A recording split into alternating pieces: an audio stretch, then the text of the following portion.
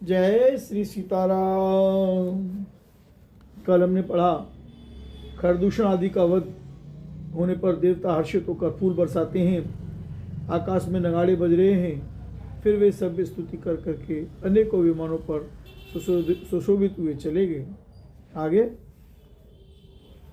जब रघुनाथ समर रिपु जीते, सुर नर मुनि सबके भय बीते, तब लक्ष्मण सीता ले आए, प्रभु पद परत हरषि उर लाए। सीता के तव श्याम मृदु गाता, परम प्रेम लोचन गाता। पंचवटी बस श्री रघुनायक, करत चरित सर मुनि सुखदायक। जब श्री रघुनाथ जी ने युद्ध में शत्रुओं को जीत लिया तथा देवता मनुष्य और मुनि सबके भय नष्ट हो गए, तब लक्ष्मण जी सीता जी को ले आए। चरणों में पड़ते हुए उनको प्रभु ने प्रसन्नता पूर्वक उठाकर हृदय से लगा लिया। सीता जी श्री राम जी के श्याम और कोमल शरीर को परम प्रेम के साथ देख रही हैं, नेत्र घाते नहीं हैं। इस प्रकार पंचवटी में बसकर श्री रघुनाथ जी देवताओं और मुनियों को सुख देने वाले चरित्र करने लगे। रमधुआ देख कर दूषण तेरा रामा, हम जाई सुपन खा रावण प्रेरा रामा। हम बोली बचन क्रोध कर भारी रामा, हम देश कोश के सुरत बिसारी रामा। खरदूषण का विध्वंस देखकर शूर्पणखा ने जाकर रावण को भड़काया। वह बड़ा क्रोध करके वचन बोली, तूने देश और खजाने की सुधि भुला दी। रम करस पान सोवस दिन राती रामा, हम सुध नहीं तव सिर पर आराती रामा। हम राजनीति बिनु धन बिनु धर्मा रामा, हम हरि समर पे बिनु सत्कर्मा रामा। हम विद्या बिनु विवेक उपजाए रामा, हम श्रम फल पढ़े किए और पाए रामा। रम संग त्यजति कुमंत्र ते राजा रामा, हम मानते ज्ञान पान ते लाजा रामा। शराब पी लेता है और दिन रात बड़ा सूता रहता है। तुझे खबर नहीं है कि शत्रु तेरे सिर पर खड़ा है। नीति के बिना राज्य और धर्म के बिना धन प्राप्त करने से, भगवान को समर्पण किए बिना उत्तम कर्म करने से और विवेक उत्पन्न किए बिना विद्या पढ़ने से परिणाम में श्रम ही हाथ लगता है। वशियों के संग से सन्यासी, बुरी सलाह से राजा, मांस से ज्ञान और मदिरा पान से लज्जा। रम प्रीति प्रणय बिनु मद ते गुनी रामा, रमना सही बेग नीति अति सुनी रामा। नम्रता के बिना यानी नम्रता न होने से प्रीति और मद से, अहंकार से गुणवान शीघ्र ही नष्ट हो जाते हैं। इस प्रकार नीति मैंने सुनी है। रिपुरुज पावक पाप, प्रभु गणिय न छोट करे, अस कई विविध बिलाप, करी लागी रोदन करन। शत्रु, रोग, अग्नि, पाप, स्वामी और सर्प को छोटा करके नहीं समझना चाहिए। ऐसा कहकर शूर्पणखा अनेक प्रकार से विलाप करके रोने लगी। सभा मांझ पर व्याकुल बहु प्रकार कह रो, तो ही जियत दस कंधर मोर की अस गति हो।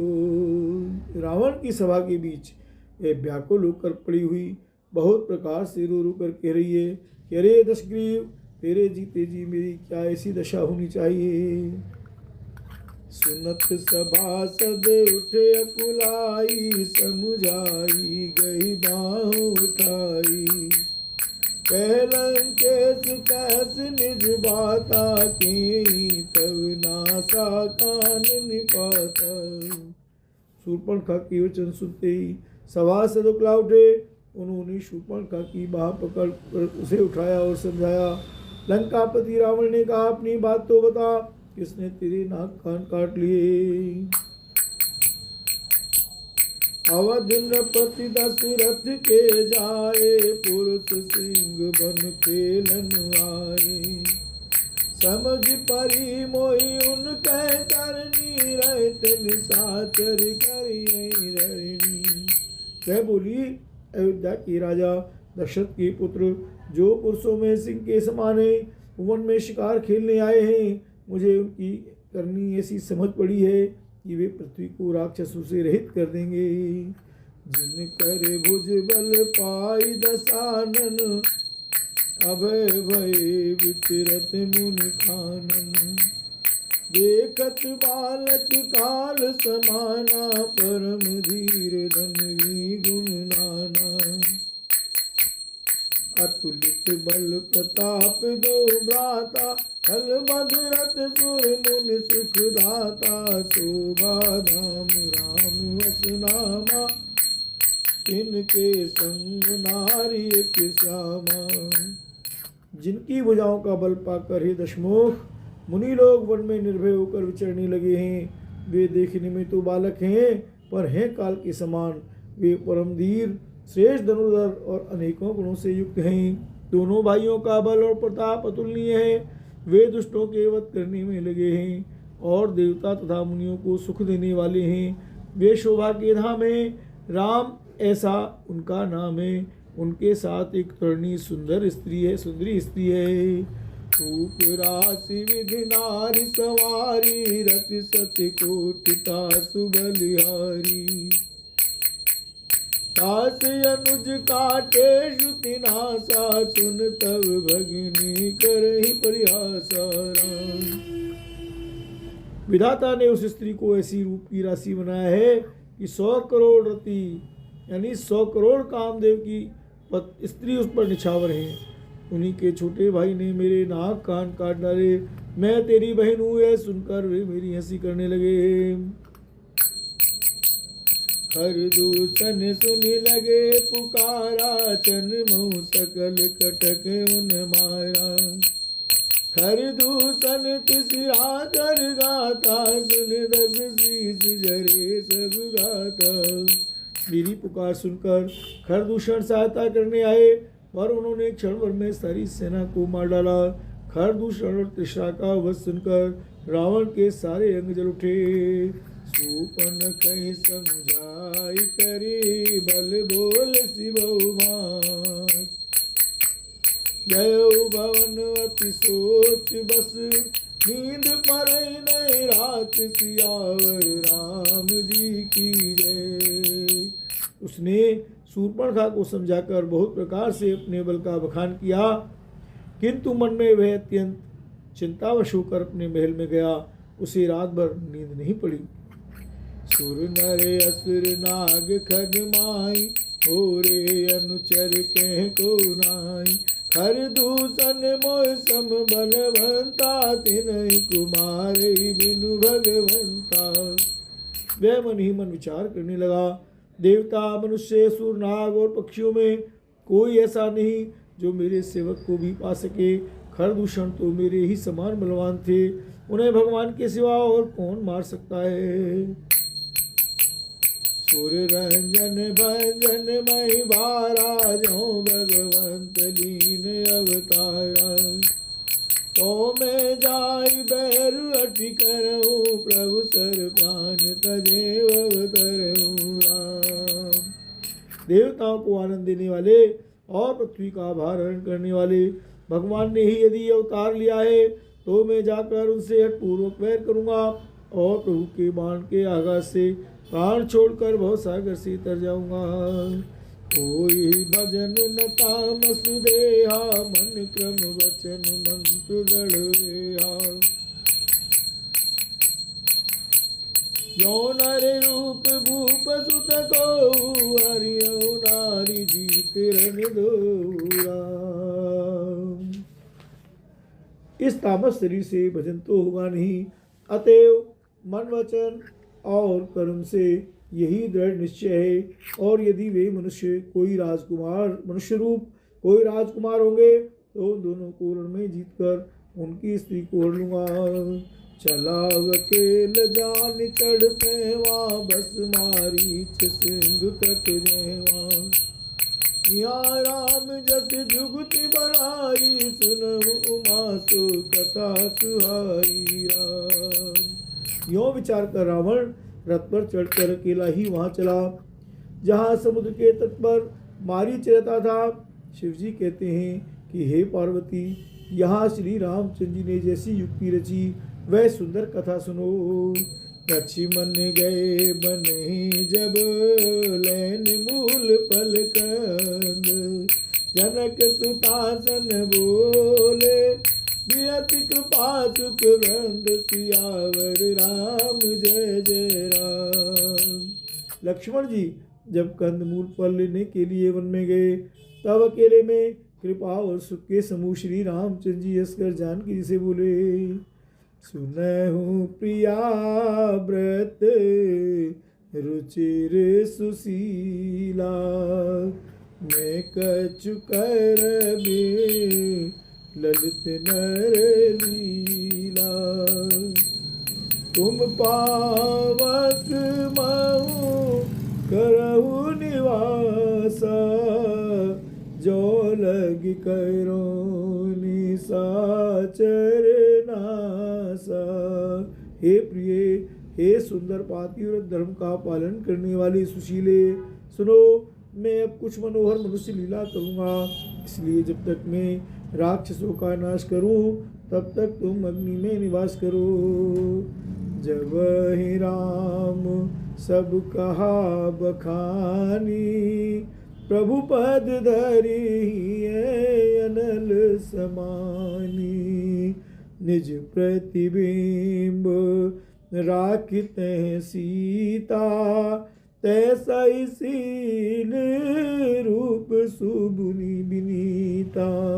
श्री राम जी ने जो ही सब समझाकर कहा त्यों ही श्री सीता जी प्रभु के चरणों को हृदय में धरकर अग्नि में समा गई।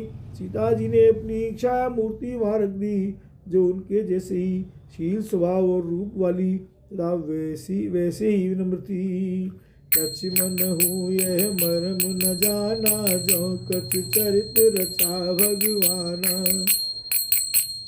दस मुख गय जहाँ मारी चाराई, मात स्वार्थ रतनी चारा।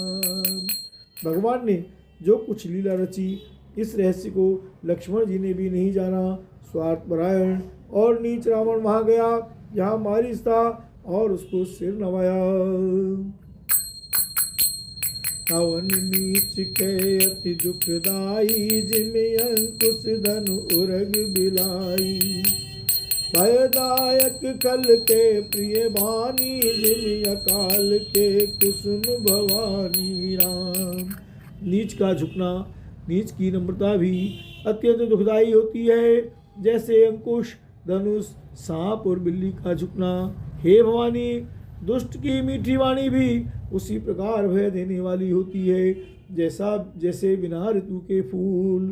कर पूजा मारीच तब सादर पूछी बात, कवन हेतु मन व्यग्रवती, अक्सर आयो तात सियावर राम जी की जय। तब मारीच ने उसकी पूजा करके आदर पूर्वक बात पूछी, हे तात, आपका मन किस कारण इतना अधिक व्यग्र है और आप अकेले आए हैं। 10 मुख सकल कथा ते आगे, कई सहित अभिमान अभागे। हो कपट मृग तुम चलकारी, जय विधि हरियानो निपुनारी राम।